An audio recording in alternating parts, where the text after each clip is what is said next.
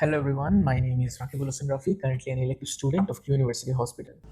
So আজকে কেসটা আমি প্রেজেন্ট করছিলাম, so that is why here is a contrast between today's case and the previous case which I have presented on the last week. So a 78 years old male, তার কোনো symptom ছিল না, সে 2006 সালে ডাক্তারের কাছে আসছে, ডায়াগনোসিস করছে he is suffering from coronary artery disease. তার যে ক্রনিক বা দীর্ঘদিন যাবত যে প্রবলেমগুলো ছিল এর সাথে ইনভেস্টিগেশনের সাথে he has been diagnosed as coronary artery disease. কি সেটা?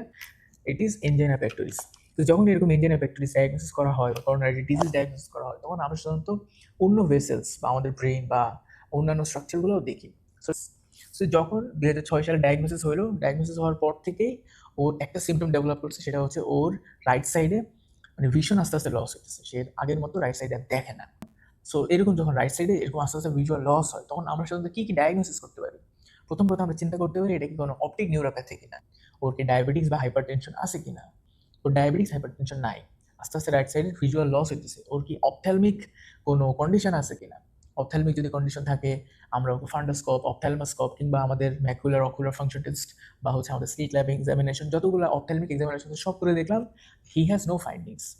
তখন আমরা হচ্ছে সিটি স্ক্যান, এমআরআই এবং এনজিওগ্রাফি, স্পেশালি এনজিওগ্রাফি করে যখন আমরা দেখলাম, তখন আমরা দেখলাম যে ওর যে ইন্টারনাল ক্যারোটিড আর্টারি এখানে স্টেনোসিস হয়ে গেছে। ইন্টারনাল ক্যারোটিড আর্টারি, এই ইন্টারনাল ক্যারোটিড আর্টারিতে এক ধরনের প্লাক আছে, প্লাকের কারণে যে আর্টারি যে লুমেনটা বা আর্টারি যে ওয়ালটা সেটা স্টেনোসিস হয়ে আছে। সো প্রথম কথা হচ্ছে what is plaque, what is stenosis.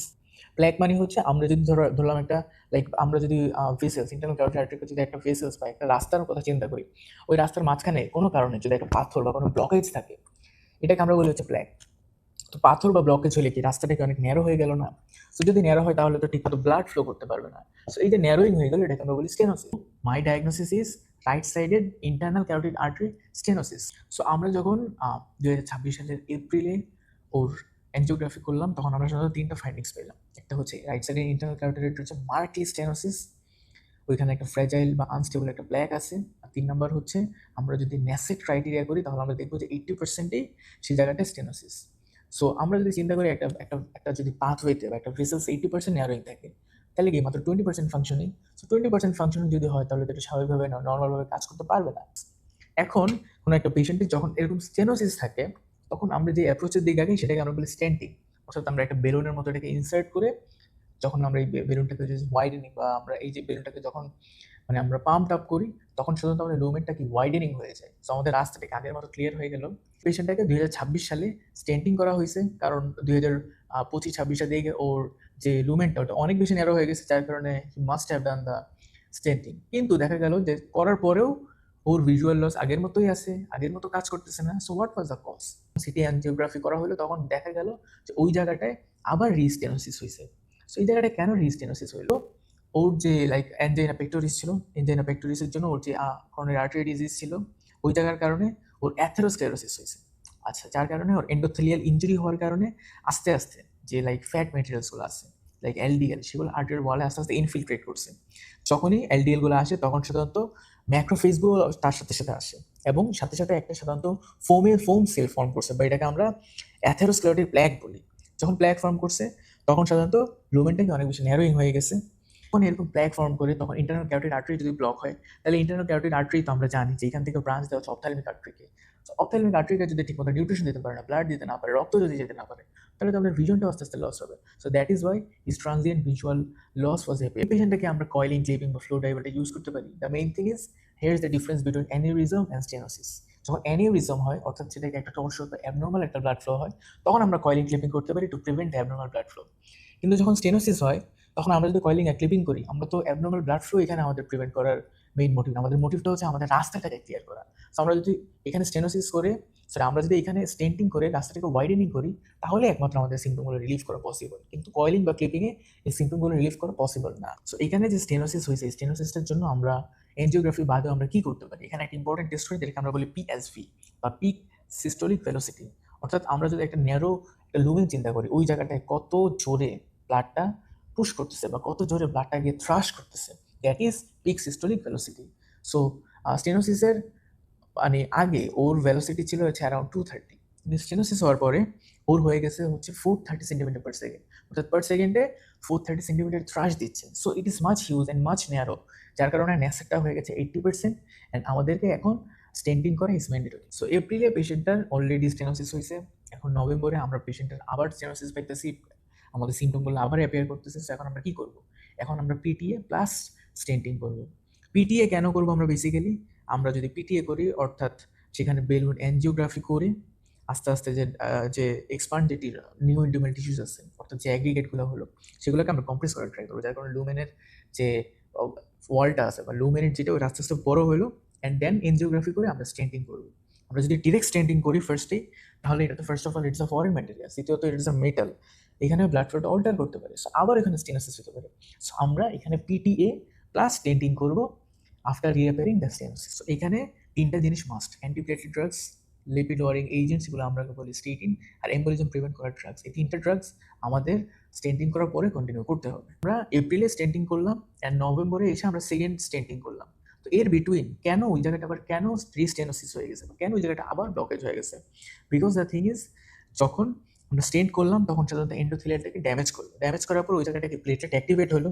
And platelet activate যদি হয়, তাহলে ইনফ্লামেটরি রেসপন্সগুলোও কাজ করে, যার কারণে স্মুথ মাসেল সেলসগুলো প্রলিফারেট করলো এবং যে এক্সট্রাসেলুলার যে ম্যাট্রিক্স আছে ওই জায়গাগুলো ডিপোজিট করে আবার লুমেন্ট আস্তে আস্তে ন্যারো হয়ে গেল। আমরা যদি এই জায়গাটা যদি আবার প্রিভিয়াসলি স্টেন্টিং না করি, তাহলে কী হতে পারে? ওই জায়গাটা এম্বোলিজম হয়ে একটা স্ট্রোক হতে পারে, পেশেন্টের টিআইএ হতে পারে, এছাড়া কিছু হিমোডাইনামিক কমপ্লিকেশন, যেমন পেশেন্টের ব্র্যাডিকার্ডিয়া, হাইপারটেনশন হতে পারে।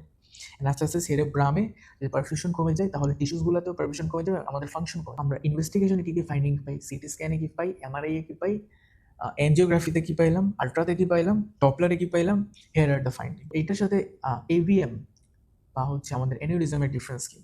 অ্যানিউরিজম যদি হয়, তাহলে একটা ফোকাল আর্টারিতে সাধারণত ডায়ালেশন হয়, কিন্তু এভিএম যদি হয়, তাহলে আর্টারি ভেনার সাথে একটা অ্যাবনর্মাল কানেকশন হয়। সো ওইগুলোতে আমরা যদি স্টেন্টিং করি, ওইখানে হয়তো ওয়ার্ক করবে না। কিন্তু তখন যদি আমরা অল্টারনেটিভ ওয়ে, যেমন হচ্ছে আমরা যদি কোনো স্টেটিক সার্জারি করি এভিএমে, সেটা বেশি কাজ করবে, বা গামা নাইফ করি, সেটা বেশি কাজ করতে পারে। কিংবা আমরা যদি অ্যানিউরিজমে কয়েলিং ক্লিপিং করি বা ফ্লো ডাইভার্টার করি, সেটা আমাদের বেশি ওয়ার্ক করতে পারে। So what is the case summary? So patient 2006 সালে তার কোনো সিমটম ছিল না, সে রেগুলার চেক আপে আসছে। রেগুলার চেক আপে আসার পরে দেখা গেছে যে he has been diagnosed as angina pectoris. Angina pectoris অর্থাৎ করোনারি আর্টারি ডিজিজ।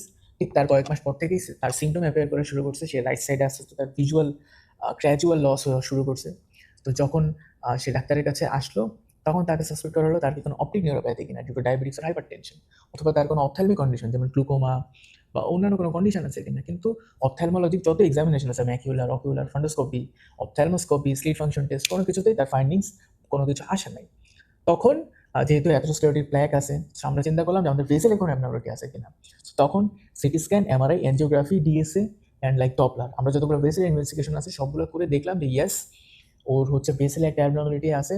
ওর যে ভেসেল, ইন্টারনাল ক্যারোটিড আর্টারি, ওইখানকার পিএসভি অর্থাৎ পিক সিস্টোলিক ভেলোসিটি অনেক বেশি। এখানে প্রায় হচ্ছে 80% ন্যাসেন্ট হয়ে আছে, অর্থাৎ 80% ব্লক, জাস্ট 20% ফাংশনিং। সেখানে ব্লাড ফ্লো কম। অ্যান্ড আমরা যখন এনজিওগ্রাফি করলাম, তখন দেখলাম যে যে আর্টারিটা অর্থাৎ internal carotid artery, it is very very much narrow, অর্থাৎ stenosis. So my diagnosis is right সাইডে internal carotid artery stenosis. So 2006 সালে যখন তার এরকম হয়েছে, 2026 সালে তার যখন সিভিয়ার সিমটম দেখা দিয়েছে, 26 এপ্রিলে তাকে স্টেন্টিং করা হয়েছে। এপ্রিল মাসে যখন তাকে স্টেন্টিং করা হয়েছে, স্টেন্টিং করার পরও সিমটমগুলো অ্যাপিয়ার করতেছে এবং সিমটমগুলো ভালো হইতেছে না। তখন যখন আবার তার হচ্ছে এনজিওগ্রাফি করা হলো, তখন দেখলো যে ওই জায়গাটায় আবার রিস্টেনোসিস হয়েছে। কেন রিস্টেনোসিস হয়েছে? কারণ ওইখানকার স্টেন্টিংয়ের জন্য এন্ডোথেলিয়াল ইনজুরি হওয়ার কারণে এলডিএলগুলো সেখানে মাইগ্রেট করছে, প্লেটলেটগুলো অ্যাগ্রিগেট করে অ্যান্ড আদার ম্যাটেরিয়ালগুলো প্রলিফারেট করে আবার ওই জায়গাটা ন্যারো হয়ে গেছে। সো এখন আমরা তাকে কী করবো? এখন নভেম্বর মাসে এখন তাকে আমরা কী করবো? এখন তাকে আমরা বেসিক্যালি যেটা করছি, দ্যাট ইজ যে পিটিএ প্লাস স্টেন্টিং। পিটিএ করে আমরা দেখলাম, বেলুনটা ফুলায় দেখলাম যে ওই জায়গাটা ঠিক মতো কাজ করতেছে, সেখানে এনজিওগ্রাফি করে দেখলাম যে yes, it may be functioning, then we did stenosis. না করলে কি হইতো? ওই অ্যাম্বুলিজমটা যদি থাকতো, তাহলে স্ট্রোক হইতে পারতো, টিআই হইতে পারতো, বা হেমোডাইনামিক যে প্রবলেম আছে যেমন হাইপারটেনশন, ব্র্যাডিকার্ডিয়া, কিংবা আমাদের সেরেব্রামে পারফিউশন কমে যেত। সো এই রিজনগুলোর জন্য বেসিক্যালি আমরা রিস্টেনোসিসের জন্য আবার আমরা পিটিএ প্লাস স্টেন্টিং করলাম। এখানে কি আমরা কয়েলিং ক্লিপিং করতে পারতাম? দ্য অ্যান্সার ইজ নো, কারণ coiling clipping is much more suitable for aneurysm, because এখানে অ্যাবনর্মাল ব্লাড ফ্লো এবং ফ্লোটাকে ডাইভার্ট করার জন্য। কিন্তু এখানে তো ভেসেলসটাই ন্যারো, আমরা ফ্লোটাকে ডাইভার্ট করে লাভ নেই, আমাদের ভেসেলসটাকে হচ্ছে ওয়াইডেনিং করতে হবে। So that is why we chose stenting. এখানে এটার সাথে এভিএম এর কি ডিফারেন্স, এভিএম এর যদি এনজিওগ্রাফি করতাম ওখানে আমরা নাইডাস পেতাম, এভিএম এর জন্য আমরা লাইক গামা থেরাপি বা সার্জারিটাই মোর প্রেফার করতাম। So like yeah, that was the case. I presented this case on this week, so I found this case a very fascinating case, a very good case to like share with you. So that is why I'm sharing. So thank you so much for watching. I hope next interesting case I will get to share you more.